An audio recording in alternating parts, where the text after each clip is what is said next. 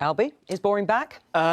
I think, to just pick up on something which Stella said about competency, I think competency is back. If we just look at the way that the markets have reacted to Rishi Sunak becoming the Prime Minister, the pound is back up to pre-mini budget levels, the cost of borrowing has come down, so much stability in the financial markets, and in fact, the Prime Minister and the Chancellor have been able to delay the mid-term fiscal outlook and upgrade it to a full autumn budget. So it's not about boring being back, it's about competency being back, and the markets agree with Come on, it. Albie, that's against Liz Truss and Kwasi Kwarteng. No clarity. Tim and Stella, hang on. I'm going to bring in our other guest, because as you can see, the solutions are difficult to find. And if we go back to the backlog in the system and why people's claims are not being processed, looking at this, Albie, what do you think the actual problem is here?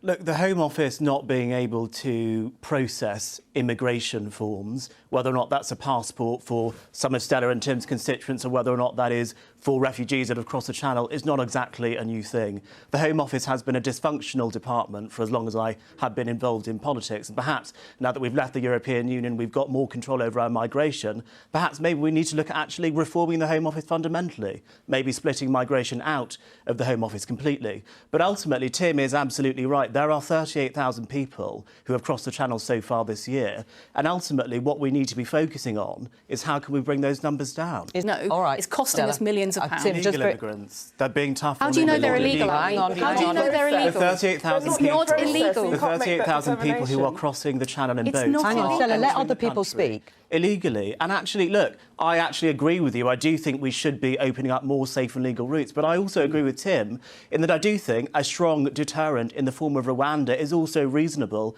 even if we have those safe and legal routes open, because ultimately the people traffickers will still want to make their money and they'll still be trafficking in human misery. So there's got to be, I always say, Rwanda and. It can't just stop at Rwanda. We do have to open up these more broad-based safe and legal routes and cooperate better with I'm going to finish it there because we're going to turn to Northern... No, we're going to claim asylum. It's not illegal to claim asylum. It's not illegal to claim asylum, Albie. These are people fleeing persecution. You don't know otherwise until you process them. All right, we are going to leave it there. We'll spend the whole programme talking about it. We're going to saying this now. What are the opportunities, do you think, the tangible opportunities, Albie, that can be grasped by Rishi Sunak? He talked about alcohol reform. He's talked about free ports.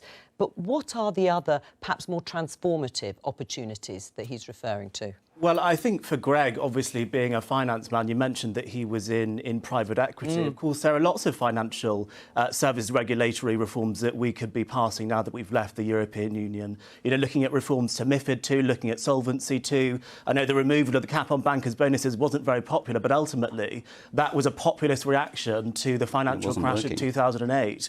And now we're no longer in the European Union. We can get rid of pointless regulations like that, which are actually stifling OK, you've mentioned some of the financial regulations, some of the city restrictions, which, yes, you're absolutely right, the city doesn't like. But what are the other regulations and things that are blocking progress here that need to be removed?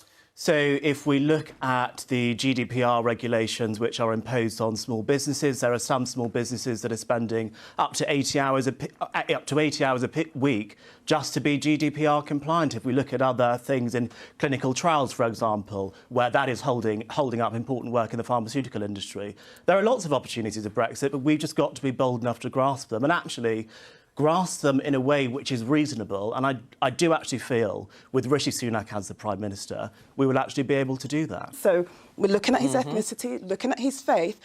Actually, what we saw in the Conservative leadership contest was that someone who's qualified, experienced and had a significant role, obviously as Chancellor of the Exchequer, lost out to someone who is a white woman and lacking in qualifications and experience. First of all, the reason why Liz Truss won the Conservative leadership election isn't because she's white, it's because she was selling the Conservative Party fairy tales about tax cuts and being able to borrow and there being no problem whatsoever, and that has been roundly disproved as a complete disaster.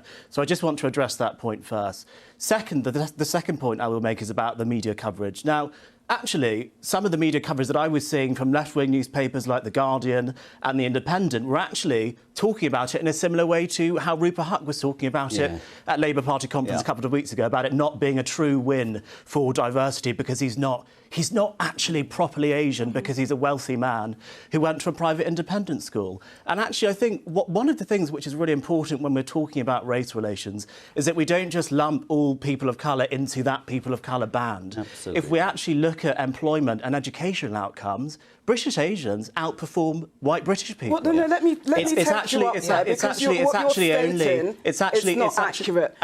Can I just finish my point and then please do rebut it if I am wrong? It's actually, and if we look at the communities that do need the most help, we're looking at people like the British Caribbean community. So I think looking at things through this lens of white people have all of the privilege and people of colour are reliant on people's goodwill and don't have any privilege whatsoever and can't make it in this country is wrong.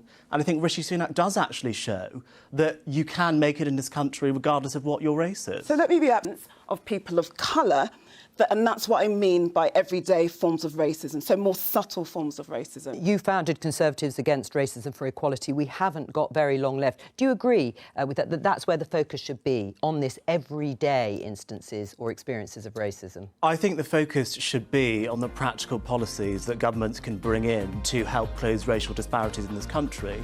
And I hope we'll hear something from the new Equalities Minister, Kemi Badenoch, on the Inclusive Britain strategy soon.